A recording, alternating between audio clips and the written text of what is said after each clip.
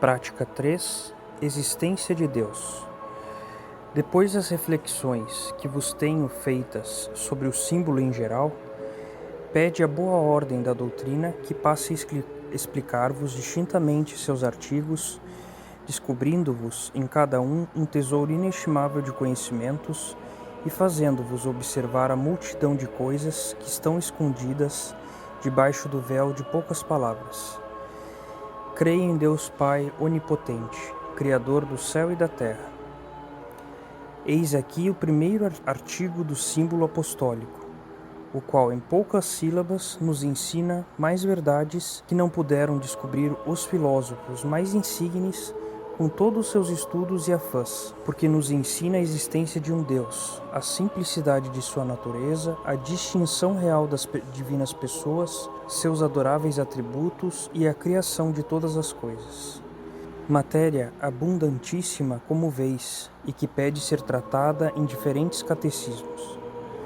A primeira palavra, creio, não diz respeito somente a este primeiro artigo, mas afeta e é comum a todos os demais, pelo qual deveis supô-la em todos, mesmo que não se repita ao princípio de cada um. E notai que a tal palavra, creio, não quer dizer aqui penso, sou de opinião, me parece, e outras frases deste estilo, mas que significa que temos por certo, por verdadeiríssimo, por infalível, tudo quanto se contém nesses artigos, porque Deus, verdade indefectível, o ensinou aos apóstolos, os apóstolos o ensinaram à Igreja e a Igreja nos ensina a nós. Assim que ao pronunciar a palavra creio, expressamos o assentimento firmíssimo que damos à palavra divina contida no símbolo, crendo sem hesitação alguma todas suas verdades, mesmo que árduas, mesmo que obscuras,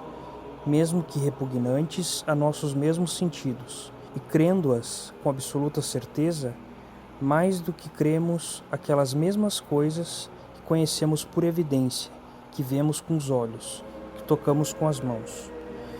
Pressuposta essa doutrina, que era indispensável pressupor, passemos já a explicar a primeira verdade que professamos no símbolo, a qual nos dará suficiente matéria para a instrução de hoje. A primeira verdade, pois, é que é a base e fundamento de todas as verdades sobrenaturais. É a existência de Deus expressada nessas palavras do símbolo. Creio em Deus. Porque, como diz São Paulo, quem queira aproximar-se de Deus, o primeiro a se fazer é crer que Ele existe.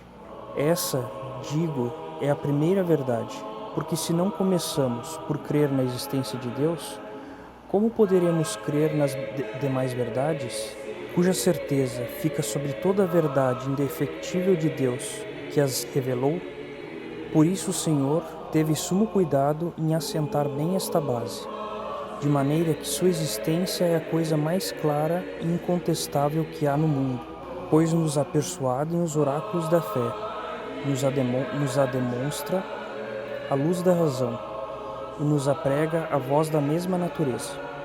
Sim, filhos, os oráculos da fé nos persuadem a existência de um Deus, porque as divinas Escrituras, em cada página, nos falam dele, nos anunciam suas perfeições, nos declaram sua santíssima vontade.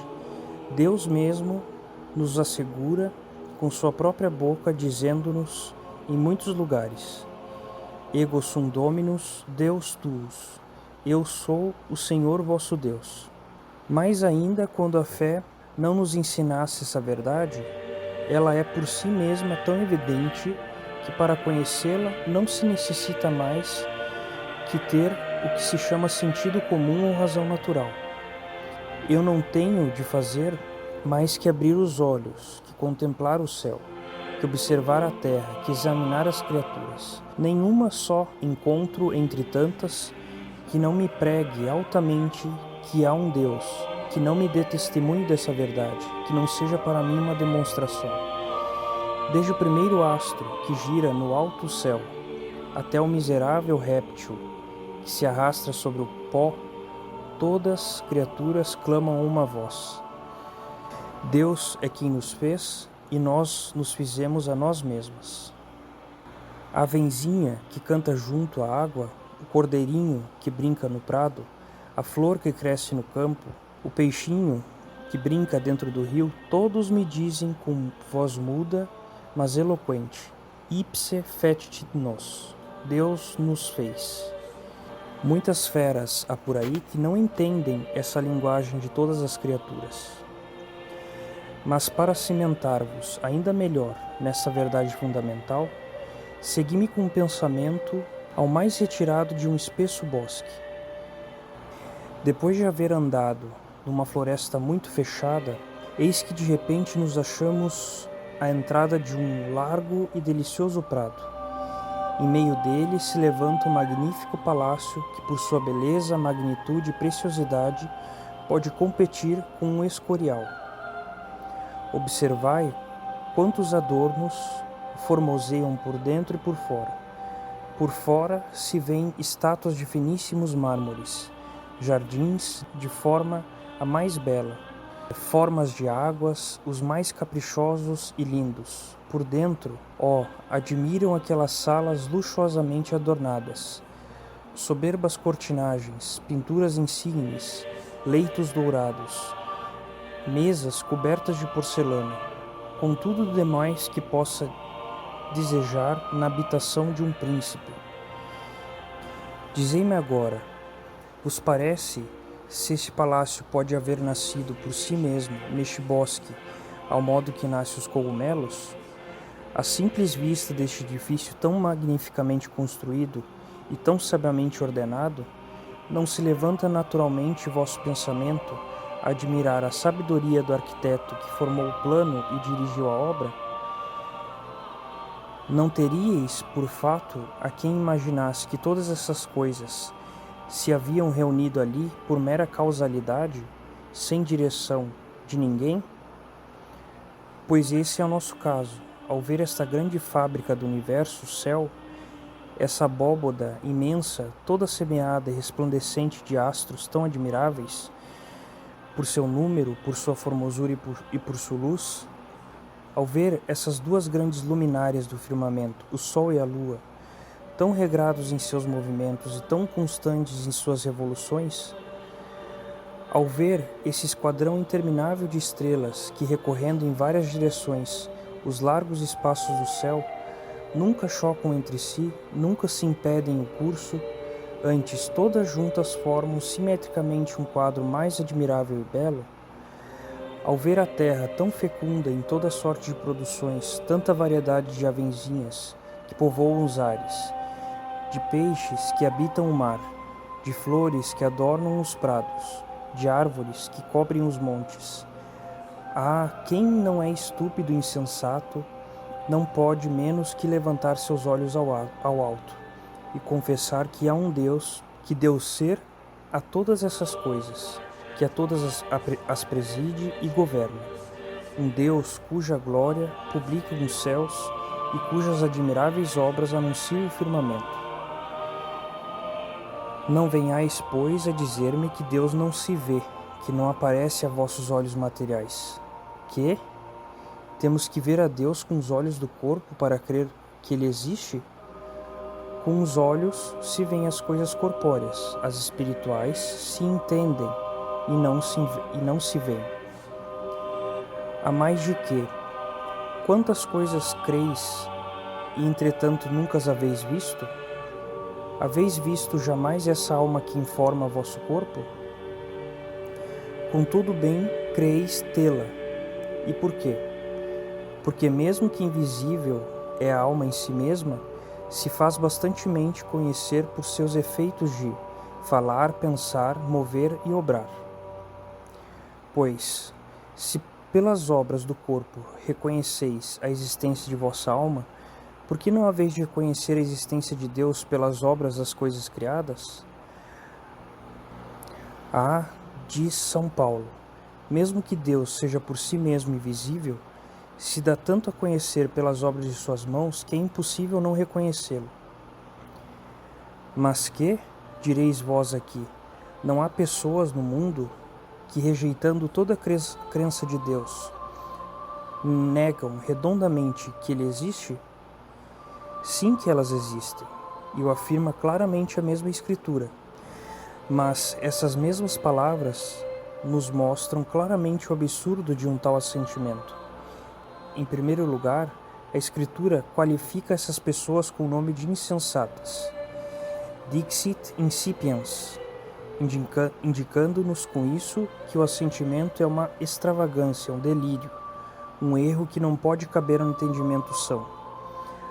Ademais, a mesma Escritura acrescenta que estes insensatos negam a Deus em seu coração, in corde suo, e com isso quer dizer-nos que assim o dizem e o pensam, não por efeito de uma íntima convicção, mas somente porque tal seria seu desejo de que ele não existisse. Porque como essas gentes de que falamos são ordinariamente homens sem freio, que quiseram viver a seu capricho como bestas, se viesse um novo apóstolo a anunciar-lhes um Deus que não se cuidasse de nada, que lhes deixasse viver a seu prazer, que lhes permitisse fazer tudo quanto quisessem, eu vos asseguro que não teriam a menor dificuldade em admitir sua existência. Mas como Deus é necessariamente inspetor de todas as nossas ações, como é amigo da ordem, inimigo do vício, juiz e castigador dos viciosos, eis aqui a grande espinha que lhes atormenta e lhes pressiona. Eis aqui o que nos arrebatos de seu mau humor lhes obriga a desejar, e talvez a dizer no segredo de seu coração insensato: non est Deus. Não é verdade que exista Deus. Não, Senhor, creio que vais a replicar-me. Não, Senhor, creio vais a replicar-me. Não será somente o temor o que lhes obriga a dizer que não há um Deus, mas uma viva persuasão de que verdadeiramente não existe. O dizem tão claro, tão alto e com tanto calor, que não nos deixam dúvida de que em realidade assim o penso. Escutai-me, filhos. Haveis jamais observado a um homem covarde, obrigado a andar somente em escura noite? Pobrezinho, está morrendo de medo. Em cada esquina lhe parece ver um assassino que lhe espera. Em cada vulto se aparece um fantasma que vai agarrar-lhe. Entretanto, ouvireis que grita, canta, gorjeia. Por quê? Para deste modo distrair-lhe um pouco, para dar a entender que não tem medo algum, para fazer do fanfarrão e passar por homem valente e bravo. Eis aqui uma viva imagem dessas gentes que vemos falando. Horripilam-se a ideia de um Deus justiceiro que algum dia há de tomar vingança de seus pecados.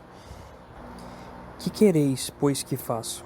Gritar e gritar forte, que não há um Deus, para assim distrair-se um pouco e desvanecer, se pode, esse pensamento importuno que sem cessar lhes retorce o coração. Isso nos faz ver, filhos meus, até que ponto de maldade e perversão arrastam ao homem os vícios e o amor a eles, até o ponto de querer apagar do coração o sentimento natural da existência de Deus, de negar aquele Deus de quem receberam o ser e que tão amorosamente se lhes conserva. Isso também nos faz ver que não há erro tão ímpio e monstruoso que não se abrace, quanto há interesse em abraçá-lo, porque em realidade somente nega que há Deus aquele para quem seria expediente e vantajoso que ele não existisse, do que deveis inferir que se não quereis ser ateus, ou ao menos tentados a sê-lo, é necessário viver em boa ordem e ter do freio a certas paixões desnaturalizadoras do homem. Sabeis de que paixões vos falo? Vos falo assinaladamente da impureza. Guardai-vos, filhos, dela, se quereis conservar para a vossa fé. Uma vez desterrada a fé de um Deus, já não há que esperar outra coisa do homem, senão uma depravação ainda mais cabal e completa. Já não há barreira que nos salte, lei que nos atropele, maldade é que se nos impeça. E que freio poderá deter-lhe, quanto há chegado a persuadir-se que não há Deus a quem deva temer? Quando se chegou a tal ponto, se acabaram todos os meios. O temor das leis humanas, os respeitos de humana consideração são frágeis, são ineficazes, são nulos. Farto o prova a história de tantos delitos atrozes que se cometem todos os dias. Do que é força concluir que o tirar a Deus de seu lugar, ao passo que o erro mais absurdo e monstruoso é também o mais pernicioso e fatal às boas costumes, à ordem pública e à pública segurança. Por cujo motivo, disse aquele estadista, que se não houvesse um Deus, seria mister inventá-lo. Cimentai-vos, pois bem, filhos meus, nesta verdade fundamental de nossa religião. Se o ímpio desconhece a Deus, se o insensato lhe nega fazendo em seu coração, no honesto Deus, confessai a existência de Deus, reconhecei a existência de Deus, dizendo no vosso coração: sim, sim, há um Deus que tudo criou, um Deus que tudo governa, um Deus que tudo observa, um Deus que me castigará se eu o ofender, um Deus que me coroará se lhe sirvo e lhe amo. Que assim seja.